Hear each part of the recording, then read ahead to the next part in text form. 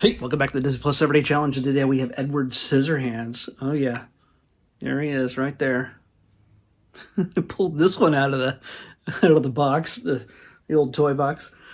That was for you, Jordan. Anyway, today this is the classic 1990 film. It is an hour and 46 minutes long. It is directed, written, co-written, and produced by Tim Burton. Of course, this is actually the first film that Tim Burton and Johnny Depp worked on. And honestly, this is a time early in Johnny's career. He'd done a few things as well, but at this point in 1990, he did another film. And I can't think of what that is offhand, but he was doing 21 Jump Street at the time as well. So yeah, it's still very new. This is not the big movie star Johnny Depp that we have at this point. And Winona Ryder here, who only, by the way, this plays itself as a romance. It's, yeah, sure, it is, but she doesn't show up until like 40 minutes into the film. I mean, she came off of working with Tim Burton in Beetlejuice and things like that. So we're building the recurring cast of Tim Burton films. Although I don't know how many others that I know appeared in. I can't think of it. We also get a Brat Packer and Anthony Michael Hall playing her boyfriend. We get Diane Wiest playing possibly the most visible character in this. Her name's Peg. She plays Winona plays a girl named Kim. Peg is her mom, and Alan Arkin is the dad, who is stupendously oblivious and takes, to just about everything, but also just takes everything with complete, it just blows right by him, and he doesn't get upset at hardly anything. The one point when he gets upset and starts giving out advice, it is completely inappropriate at the time. But again, I don't want to spoil too much. Again, this is a kind of movie I think that everybody has kind of seen at one point or another. And I'm realizing that it's 35 years old this year. 35 years old. There's not too much I can really spoil. And if it's something that you really wanted to see at this point, you probably would have, I think. Even without the inclusion on Disney Plus. This is a 20th Century Fox film, and it only came over as a result of the acquisition of Fox. So yeah, what we get here is just one of basically Tim Burton's take on, I know this is very reductive, it's Frankenstein's monster story in a sense. But in this, I mean, just like the Frankenstein's monster, he's misunderstood. He is not a monster until he's perceived to be a monster, or until he is in a situation where he doesn't understand his own strength and he causes harm, and that causes the people to rise up against him, no matter how much everybody except for the religious nut in the town loves him. And there's so much, you can read into this, but it's the small suburban town. This is suburbia, where everything is normal. Everything is the same. Sure, the houses are slightly different shades of just nauseating pinks, blues, purples, yellows, greens. Just everybody lives the same life. The men jump all in their cars at the same time on a Saturday and leave their driveways and head off to the golf course. The wives sit around, just smoking a cigarette or drinking a martini or cleaning the house. It's just everybody's sort of on a cycle, and it's so common. Everything is common. And so what happens when the Peg, who is an Avon representative, if you don't know what Avon is, these were women who used to go door to door trying to sell you perfumes and makeup and other things that, it's like a door-to-door beauty salesman woman. Yeah, they were always usually women. Yeah, I think if there was ever a man selling Avon, I've never heard of them. But in this case, Peg is not a great salesperson. Well, even if she was, nobody's buying. It's the same old people. They don't look for change. They don't look for something new in their lives. It's a life. It's boring. Up on the hill, though, there's a strange building. It's an old rundown house beyond the graveyards and the gates and everything else. Nobody bothers. And Peg goes, well, you know what? I think I'm going to, I can't, what are they going to do? Say no like everybody else? It's just one more house I haven't tried before. Maybe I can get a sale. It doesn't look like anybody's lived there in forever. So her judgment is one of complete desperation. And she finds Edward and brings him home. That is the simplest way I can put that. She's kind. Where a lot of the people in the town aren't. They're gossips. And what small town isn't? But I came from a small town in Pennsylvania, and everybody kind of knew everybody. And everybody knew everybody's business. And in suburbia, when you just deal with one street, and this is pretty much about one street, everybody's up in everybody's business.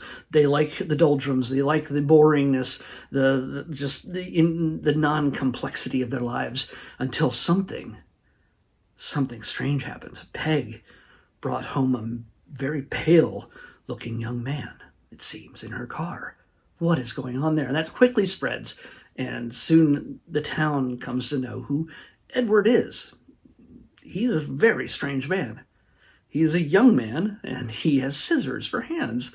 And when he's discovered, he has this talent with cutting hedges, making topiaries.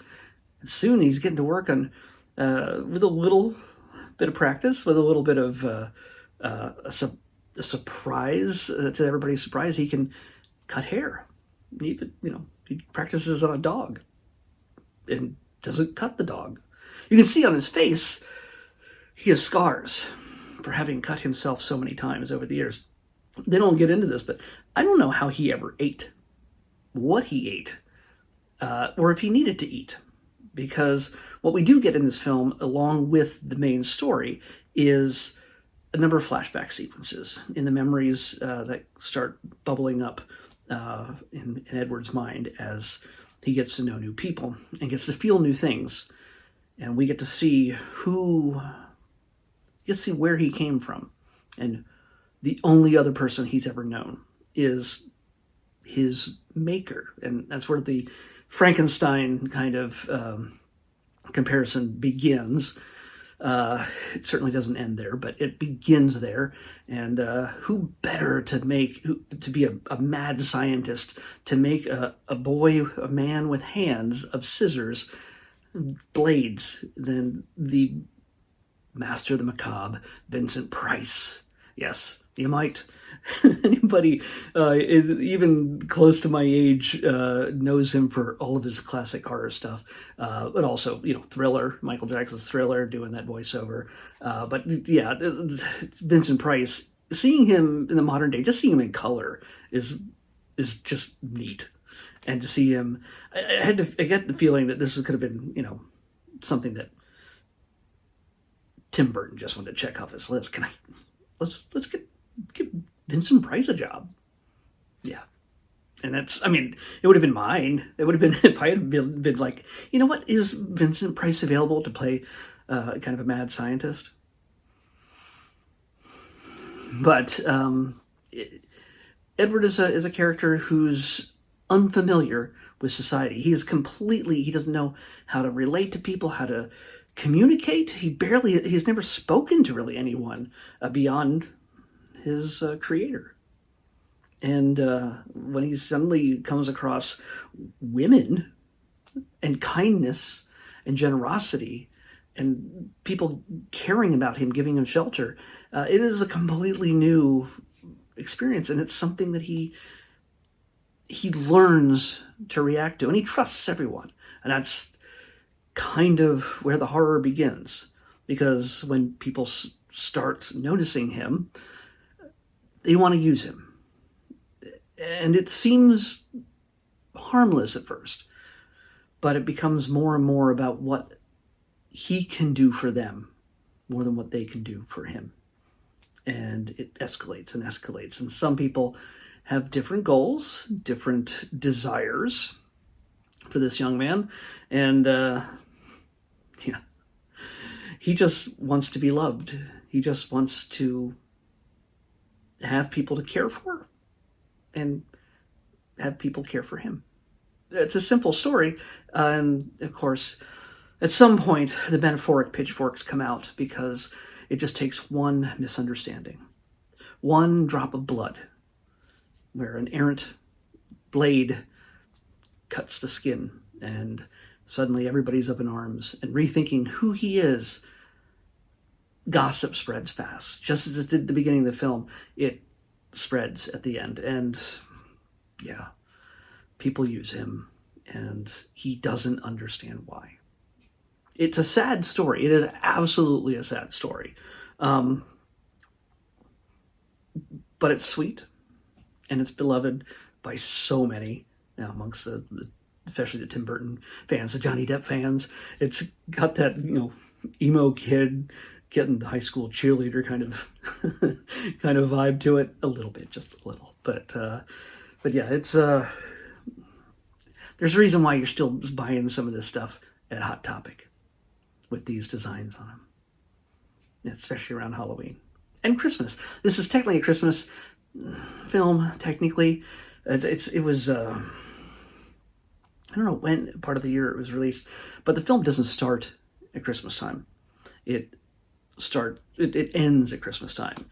One of the great things about this is that the town, after Edward gets his hands on it, actually on the hair of the many women and sculpting just new hair designs, by the end of the film, they're still wearing their hair designs even as they're seeking vengeance upon him, but they're also dressed up in their Christmas outfits, and it looks like Whoville. Literally, they could just go to Universal Studios and just swap out the Whovian, or whatever, not Whovians, but the people from Whoville, and just put in the suburbanites of this small little suburban town. So it is. There's lots of things to be gotten out of it. I know some people don't like this film whatsoever. It's dark. It's not dark, but it's definitely it's a sad ending. So, but it's still hope. Is there? Well, I don't know. I shouldn't say there's hope. I don't know. It's a parable. Let's say it doesn't end as dark as the Frankenstein's monster story. So, there's no burning windmills or anything. But yeah, there is. This is acceptable for kids to a certain degree. I wouldn't say little ones, but the point of this is that Edward is very much completely two worlds. Even if he was made out of love, he was created by a man who didn't, for whatever reason, dressed him up in his bondage gear and blades for hands. I don't. Maybe I missed something. Maybe I looked away at the wrong point and didn't understand what could have been the point of making such a creature as this. I don't know. But he was raised in kindness. He was never meant to be a weapon. He was taught an artistic skill, at least, I believe. And that's because you could see around the mansion in which he lived, as much as it was run down by the time we meet him, there's topiaries everywhere. So he'd been doing this for a while. Kind of makes me wonder how long he'd been doing this. Never really thought about that. And yeah, and I honestly, I don't think I've watched this movie since the 90s. I may have watched it once when it came out, or was on VHS or whatever. I haven't watched it since. So this is kind of like watching it brand new for me for the first time. I knew what it was all about. I knew who was in it. And there's so much of it that I forgot. Alan Arkin was a revelation, just seeing him in this. Anything he's in, I usually enjoy. And Diane Weist's just sweet. She's just freaking awesome. And even in the face of so much horribleness that comes out of the people's interaction with Edward, she stands by him this whole time. It's her kindness that gives him love and a life. And it's rare to find, especially for somebody who looks scary at this point. There's something to be said about someone who looks different, someone who you might assume is dangerous, but most people don't bother looking beyond the surface. So there's a story in that too. So yeah, it's really, I can drill into this forever and say absolutely nothing. But either you've seen Edward Scissorhands and you loved it or hated it.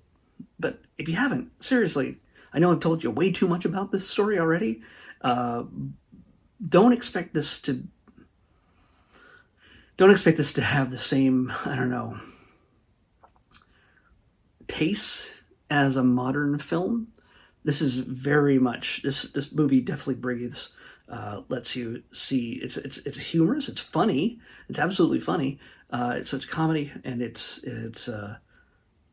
tragedy. So definitely check it out if you haven't seen it yet. It's worth a watch, even if you hate it. So let's pick tomorrow's episode.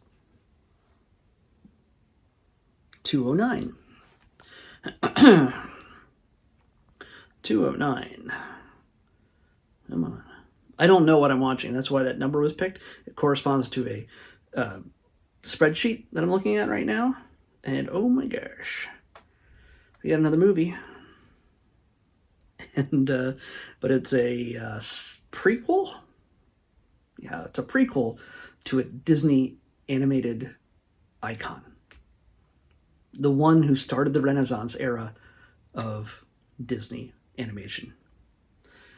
But as a prequel that went direct to video, they made a lot of sequels and prequels around the late 90s, early 2000s, and beat those horses into the ground. Yeah. And some of them were good. Some of them were not. I don't know if I've seen this one. I probably haven't, but maybe you have, if you're a Disney princess lover. This is The Little Mermaid, Ariel's Beginning. So yeah, we're going to see where she all came from.